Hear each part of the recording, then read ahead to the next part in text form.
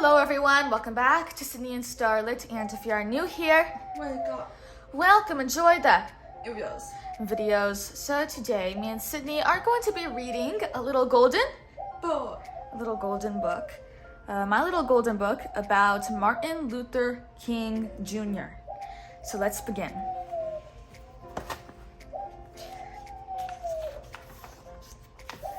Martin Luther King Jr. led the movement calling for equal rights for all Americans.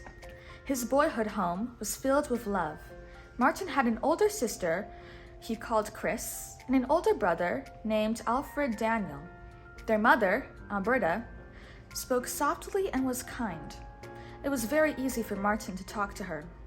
Martin's father, Martin Sr., was a large man with a booming voice. He was a minister for the Ebenezer Baptist Church in Atlanta, Georgia. The church was filled with song.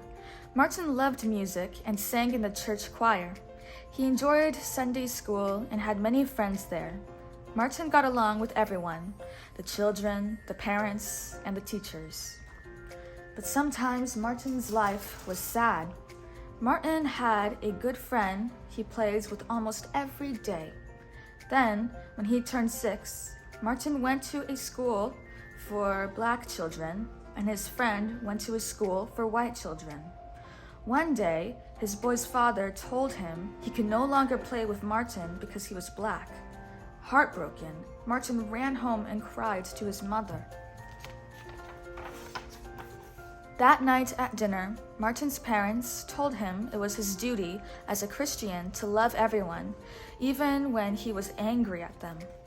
Martin's mother also said he should always feel a sense of somebodyness, that he was important, even though the outside world was telling him he was not, simply because of his skin color. In those days, in the southern United States, black people could only drink from water fountains labeled colored, and they were not even allowed to go into many restaurants and stores. This was called segregation, the separation of blacks from whites. As he grew up, Martin's heart began to grow heavier and sadder. He tried to remember his mother's words, that he was somebody, that he was important, but it wasn't easy. One day, Martin's father took him shoe shopping. Even though the store was empty, the shopkeeper told them they had to go to the back of the store and wait to be served. Mr. King became angry. If he couldn't buy shoes from his son in the front of the store, he wouldn't buy them there at all. Taking hold of Martin's hand, he marched out. "I don't care how long I have to live with this system. I will never accept it," he said. Martin would grow up feeling the same way his father did. Martin was a very good student. He even skipped 2 grades. Before starting Morehouse College at the age of 15, he took a summer job in Connecticut. Things were different there for black people. In the North, black and white children went to the same schools. There were no separate water fountains. Everyone could shop in the same stores. Martin Luther King Jr. had a dream. He dreamed that these things could happen in the South too. Was there a way he could help people change the laws to make this dream come true? Martin decided to spend his life helping black people. He thought perhaps if he became a minister, he could reach people with his words.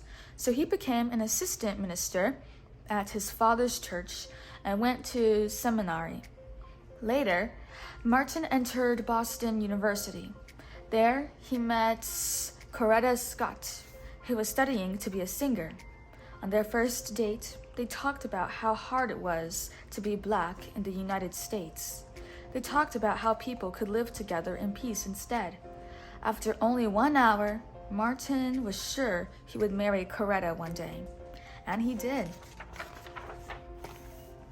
After Martin and Coretta got married, a letter arrived from a church in Montgomery, Alabama. The church leaders invited Martin to give a sermon there. If he did a good job, they would make him their minister. On a clear winter day, Martin drove from Boston to Montgomery. He knew his words had to come from his heart. He knew he could help people find strength to live out their faith, and Martin got the job. With his words, Martin told church members to go out and vote. Voting was the one way to change unfair laws against Black people. With his words, Martin helped organize protests. He told Black people not to ride the buses in Alabama. Martin and others didn't think it was fair for Black people to be forced to ride in the back.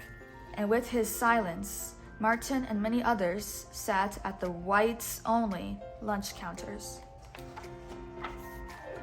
One summer day, thousands of people traveled to Washington, D.C.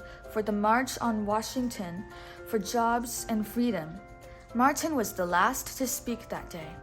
"I have a dream," his voice boomed, "that my 4 little children will one day live in a nation where they will not be judged by the color of their skin, but by the content of their character." Thousands of other people shared Martin's dream. Hand in hand, they walked through quiet valleys, over steep hills, and along busy highways, their hearts filled with hope for equality. Martin won important awards for his work. Sadly, he did not live to see all his dreams come true. But he did see the day when the laws were changed so that Americans of all colors were allowed to go to school together, sit together in restaurants, and shop at the same stores. Each day, people honor him when they visit his memorial statue in Washington, D.C. Martin Luther King Jr. will be forever remembered as the leader who fought for equal rights and freedom for all. In many places around the world, this fight continues, and Martin's words and dreams live on. The end. So that is it for today, everyone. We really hope you all enjoyed it, and we will see you all next time. Bye-bye. Bye-bye. Pick out your favorite page.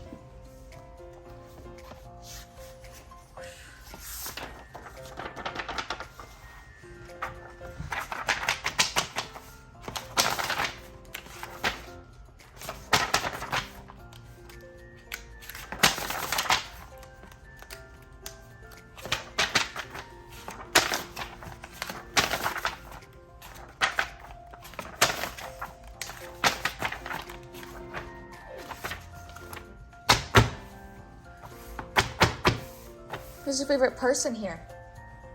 Oh. What? Shoe? Shoe. Oh, it's the shoe. Okay, interesting choice. All right. Bye-bye.